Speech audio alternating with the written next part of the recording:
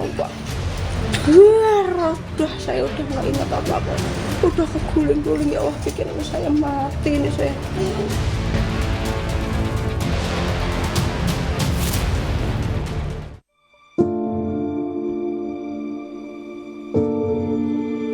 Longsor yang melanda Desa Kasimpar, Kecamatan Petung Kriono, Kabupaten Pekalongan, Jawa Tengah, meninggalkan duka dan trauma bagi warga.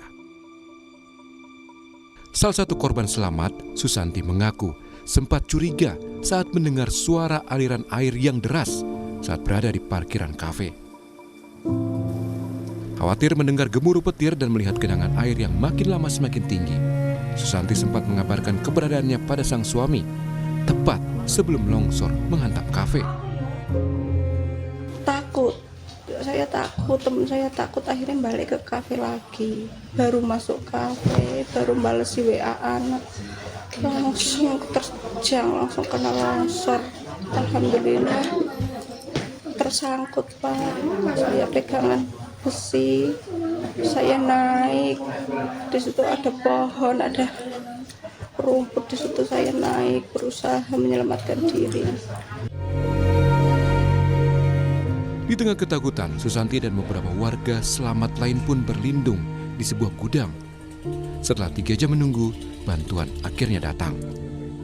Lalu ada seperti kayak gudang ada semen, apalah material di situ.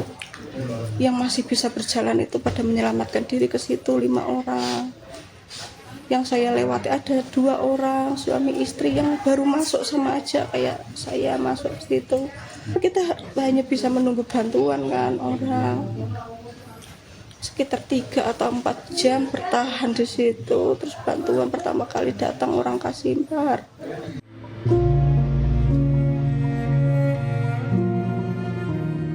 Meski masih mengalami memar dan harus istirahat total, Susanti bersyukur karena masih diberi keselamatan. Ia pun turut sedih memikirkan begitu banyak warga yang kehilangan keluarga dan kerabat.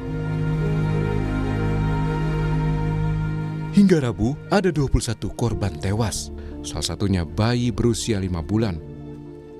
Jenazahnya ditemukan sukarelawan dengan melibatkan 2 anjing pelacak karena longsoran tanah menimbun hingga kedalaman 5 meter. Saat kejadian, sang bayi bersama kedua orang tuanya berada di dalam rumah. Kedua orang tua bayi itu ditemukan meninggal dunia. Karena kendala cuaca dan memasuki malam hari, proses pencarian korban longsor di Pekalongan dihentikan sementara dan kembali dilanjutkan hari ini. Tim Liputan Kompas TV.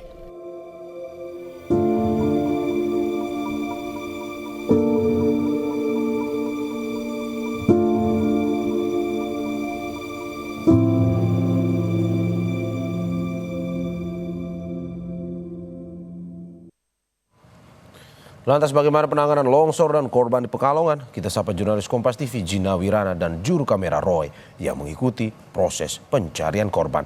Jinawi, selamat pagi. Hingga saat ini berapa korban yang masih dalam pencarian dan upaya apa yang dilakukan oleh tim SAR?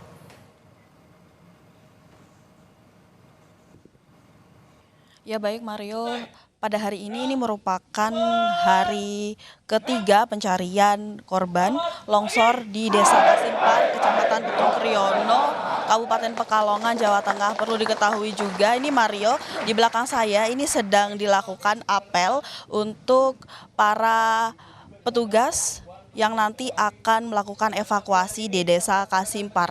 Ini apel ini dihadiri oleh para relawan yang terdiri dari tim gabungan TNI, Polri, SAR, relawan lainnya yang juga bergabung di desa ini. Setidaknya ada sekitar 700 orang yang diprediksi akan hadir di sini untuk melakukan apel dan juga melakukan evakuasi untuk mencari korban yang hilang di Desa Kasimpar yang terdampak dari banjir dan longsor. Ini setidaknya ada 5 orang hilang yang akan dilakukan pencarian dari jam 7 pagi hingga jam 5 sore hari ini rencananya.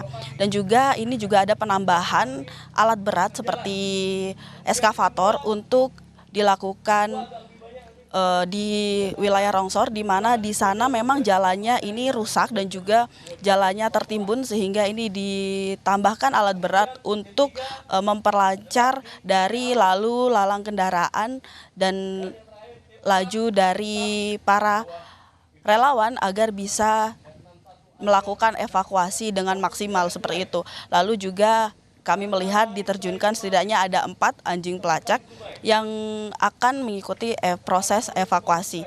Nah, perlu diketahui juga ada beberapa titik-titik penting yang akan disisir nanti, di mana di sana diprediksi masih ada korban hilang.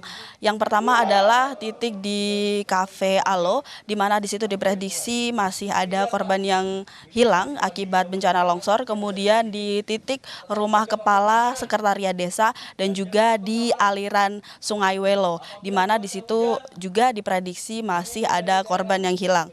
Perlu kita ketahui juga saudara bahwa cuaca hari ini mendung dan juga ini gerimis, namun kami berharap agar proses evakuasi nanti cuaca menjadi cerah dan sehingga proses evakuasi berjalan dengan maksimal. Seperti itu, Mario. Jinawi, hingga saat ini bagaimana dengan penanganan korban longsor yang bisa Anda sampaikan kepada kita? Ya baik, Mario. Setidaknya dari data yang kami dapatkan ini ada 15 korban selamat, namun masih dalam proses pemulihan seperti itu.